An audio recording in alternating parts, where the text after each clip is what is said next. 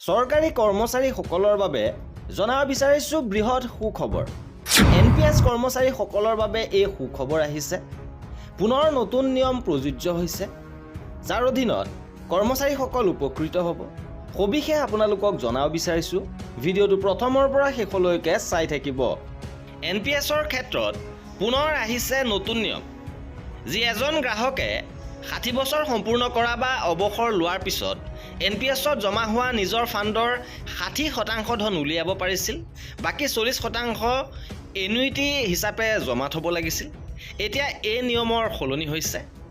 এতিয়া 80% ধন উলিয়াব পাৰিব কৰ্মচাৰীসকলে।